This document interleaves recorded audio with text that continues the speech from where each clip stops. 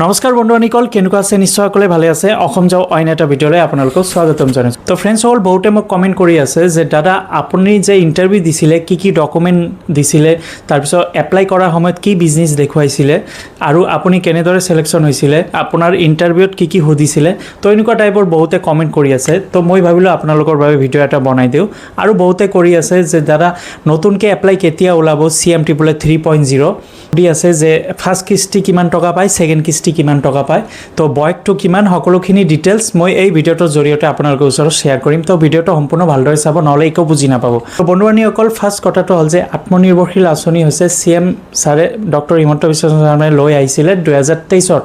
যেটো শুভাৰম্ভ কৰিছিলে আৰু নিবনুৱা হয় হিয়তৰ বাবে এই আত্মনিৰ্ভৰশীল আঁচনিটো খুবেই গুৰুত্বপূৰ্ণ আঁচনি হয় কিয়নো চৰকাৰে 2 লাখ টকা দিব 2 লাখ টকাৰ ভিতৰ 1 লাখ টকা সাবসিডি আপোনালোকে পাব আৰু আপোনালোকে চৰকাৰক ঘূৰাই দিব লাগিব 5 বছৰৰ মূৰে মূৰে তো মাহিলি এটা কিস্তি হ'ব সৰু সুৰা কিস্তি এই কিস্তিৰ লগে লগে আপোনালোকে 5 বছৰ সময় পাব এই 5 বছৰ সময়ৰ ভিতৰতে আপোনালোকে কিস্তি অনুযায়ী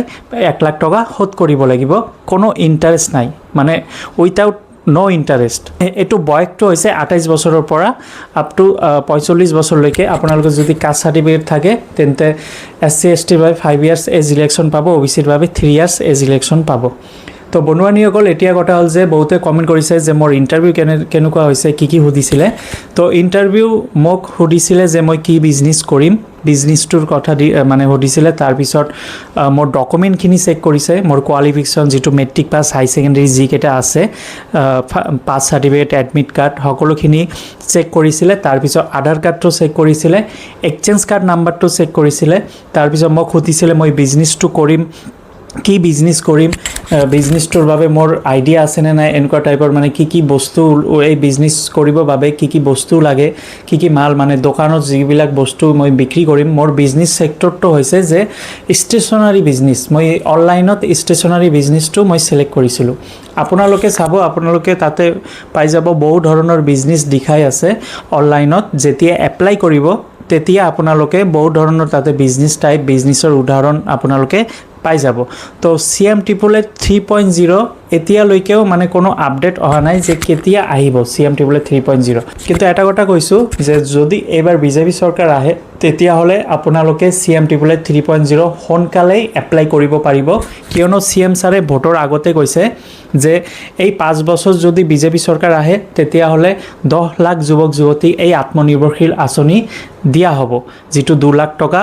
এই 10 লাখ যুৱক যুৱতীক সিলেকশন কৰা হ'ব অৰ্থাৎ প্ৰতি বছৰে 2 লাখ যুৱক যুৱতীক 2 লাখ কে টকা দিয়া হ'ব তো এটো CM ছাৰে নিজে কৈছিলে আপোনালোকে জানে ইয়াৰ আগত মই ভিডিও বনাইছিলো CM ছাৰে প্ৰগ্ৰাম যেতিয়া কৰিছিলে ভোটৰ আগত তেতিয়া নিজে কৈছিলে CM ছাৰে নিজে কৈছিলে যে এইবাৰ 10 লাখ যুৱক যুৱতীক দিয়া হ'ব এই আত্মনিৰ্ভৰশীল আঁচনিৰ লোনটো